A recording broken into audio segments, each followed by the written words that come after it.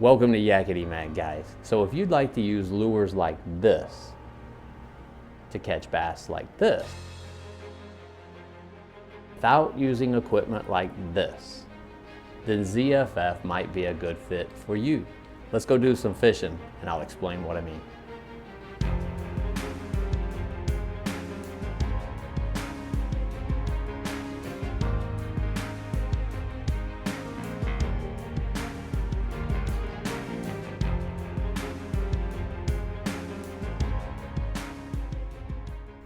Okay guys, so over the last couple of months, I have been experimenting with these small ultralight lures, and I'll explain why I started doing that a little bit later on. But one of the things that I have discovered is that spincast equipment is great for this style of fishing. And when it comes to spincast, there isn't a better option than Zebco. So ZFF stands for Zebco Finesse Fishing. And now spincast has got several advantages over spinning equipment. It's got better accuracy, better control, better feel, and it's easier to use. Now, how does this all compare to BFS, the bait finesse systems, the bait casters that are becoming very popular? Well, I don't know, but I'm about to find out. So be sure to stay tuned, subscribe if you want to see my reviews and my thoughts on BFS. But for now, we're going to focus on the ZFF, Zebco Finesse Fishing. So now, does it matter which Zebco or spincast reel you use? And the answer to that is no. And I answer it that way because, look, the bass that you saw in the clip earlier that I caught was on a 33 micro on a light action trout rod. So it did the job, but I wouldn't want to rely on that. And so I have put the 33 micro away. I've got a bullet, Zebco bullet size 30. Find it to be a bit too heavy. I have an Omega Pro that I have experimented with. It works out pretty well for a $60, $70 reel. That one does really well. But what I have found to be the absolute best, pull it out here, is my Zebco Bullet size 20.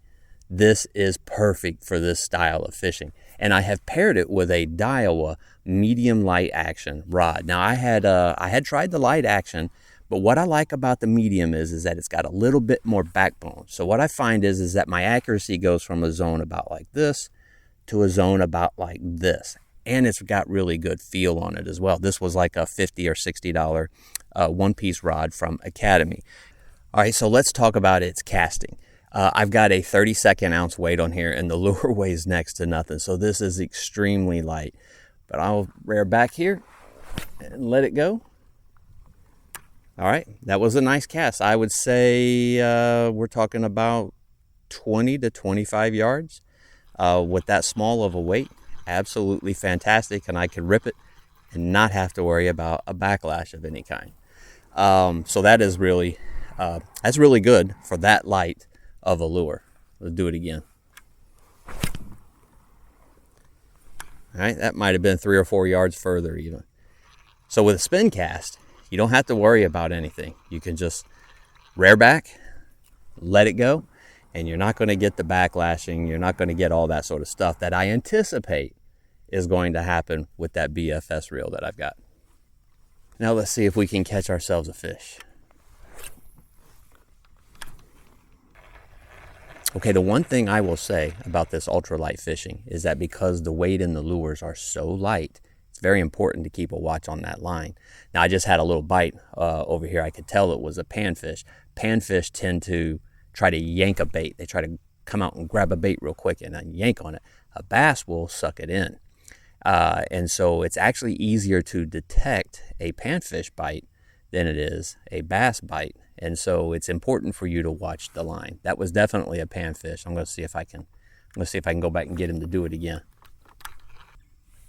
All right, so a question might be, well, man, if I'm fishing with micro lures, aren't I going to catch micro fish? And the answer is that possibility is there. But the possibility to catch larger fish is there as well. I mean, fish will eat prey of all different sizes. They'll chase bigger prey. They'll chase smaller prey. A big fish is not going to ignore a small little cricket that just happens to be wandering in front of him unless he's not hungry at all. And the chances are if he's going to do that, then he's not going to pay attention to the 6-inch worm that you're throwing either. Okay, in terms of line choice, I have gone with a 6 pound monofilament Suffix Advance. I have found the Suffix Advance to be a fantastic monofilament line. It's nice and soft. It's got great strength. And I went with High Vis. And then I used the Cast King Fluorocoat line for a leader. Being that these are so small and they have such a slow fall rate, I want to make it as invisible as possible, the line and kind of the tackle that goes along with this. I really want to present this in a subtle finesse style. You can use braided line with some of the Zebco lineup. I know the Omega comes what they call braid ready. So you can use braid on the Omega. I believe the newer versions of the Bullet are also braid ready. You would have to check on that to be sure. I prefer the monofilament line, and it kind of adds another element to this as well in terms of true finesse fishing. You know, that kind of forces you to keep your drag set right. It kind of forces you to fight the fish properly, the way I guess the way at least I envision a true finesse style to be. You know, the power fishing side of it is nice. Nobody loves jig more than me, and I love the rearing back and setting the hook on a jig, and that whole feel concept of it. But there's also something kind of cool about the finesse side of it as well, and really learning how to fight the fish as opposed to bully the fish. All right, you know, the chances are is that you've got you a spin cast reel sitting around probably collecting dust. Pull it out, throw some light monofilament line on there, pick you up some little micro lures. Now, these right here are from Big Bite Baits. They come in a 5 or 6 pack with a little jig head. Now, I prefer to rig mine up Texas rig style. You can see here I've got a weight kind of double pegged about 4 or 5 inches above the lure. That's my preferred method. But these little box of these little lures are like $1.58 or something. I mean, next to nothing. So grab out your spin cast, throw some light line on it, pick you up a couple dollars worth of micro baits, and give it a shot. All right, so that was fun. I hope you all enjoyed that. So why did I get into finesse fishing and throwing micro baits in the first place? Well, there are a couple people that I follow on YouTube, one of which is a good friend, lives in this area, the 8 Mile Drifter. And he fishes a lot of this area around here, and a lot of times he goes out for panfish. And he has been using BFS lately, throwing these little, he likes these little Z-Man style lures. And invariably, whenever he goes out to catch some brim or some crappie, he'll catch bass. I can't catch bass when I'm targeting bass. and yet he will catch some bass. And I thought, okay, this is interesting. And then Fly Yacker, another creator, he has encouraged me as well to try some of these smaller baits. I haven't tried the snacky swimmers yet, but it's in the same family, I guess, if you will. And then I remember something a subscriber told me a while back when I was first trying to learn bass fishing a couple of years ago. Jason, you said when you're having a bad day, man, always take some gear with you to go after like some small panfish. Because at least you catch something and you'll have a little bit of fun. You take the stress off of it. And sometimes where you find those fish, you will find bass. Well, I've never forgotten that, and it has proven to be true. So that's how I kind of got started.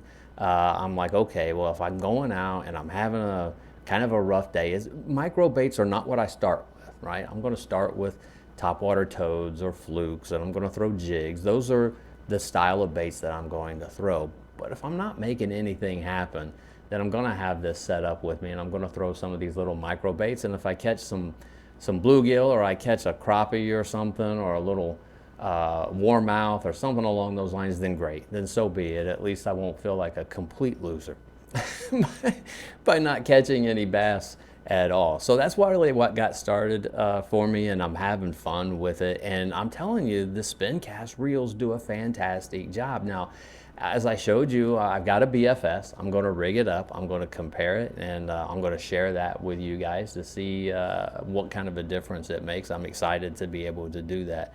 But ZFF fishing, man, I love it. And look, there's a little bit of nostalgia involved. I'm not going to lie. Grew up with Zebco, as did many of you, and so being able to put it back to use with success is kind of fun. So there's part of it as well. Thank you guys very much for watching. Hey, look, there's this thing now on YouTube called Hype. I don't know what it is. I've done it for some folks, but hype my video. It's just like a little, it's kind of like the like button, I guess. It's this little thing on there that says hype, and you just hit the hype, and I don't know, like, I don't know, shoots off fireworks or something. and I have no idea what it does, but hype the video for me if you would, and like the video. Subscribe if you're not a subscriber. Please leave me a comment. Let me know what you think about this style of fishing or just life in general, guys. And then share this video if you are so inclined. And then do me a favor, guys, no matter what you've got going on in your life, I hope you'll always take some time to get outside and play.